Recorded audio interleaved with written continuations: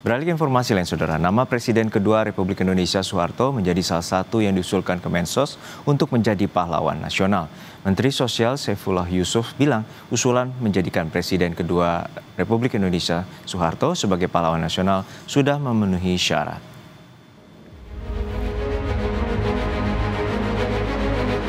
Menteri Sosial Saifullah Yusuf bilang nama Presiden kedua Republik Indonesia Soeharto sudah beberapa kali diusulkan menjadi pahlawan nasional.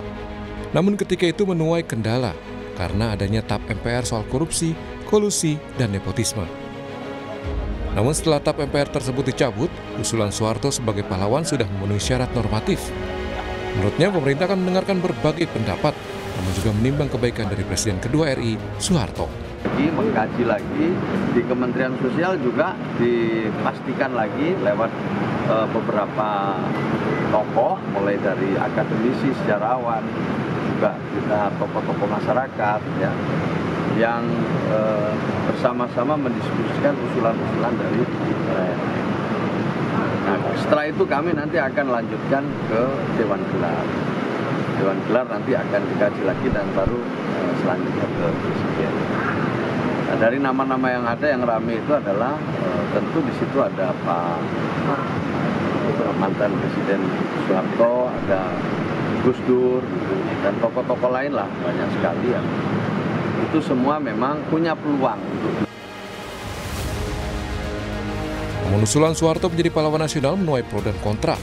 Hal ini ditanggapi Menteri Sekretaris Negara Prasetyo Hadi yang menurutnya wajar memberikan gelar pahlawan kepada mantan presiden sebagai bentuk penghormatan.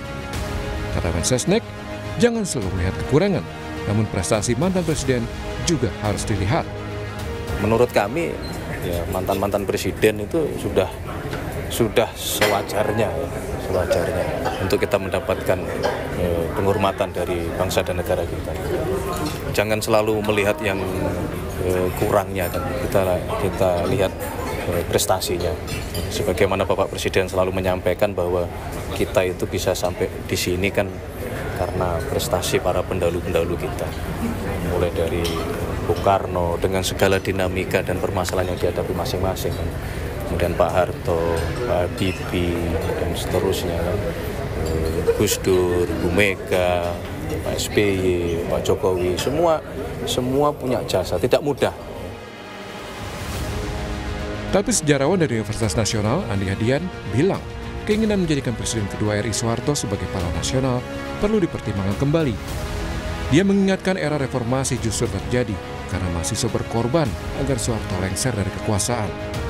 Dia juga tokoh sejarah penting dalam sejarah kita. Sebagai sejarawan, saya tidak bisa menisbikannya. Tapi kita juga harus melihat bahwa sejarah itu adil ya.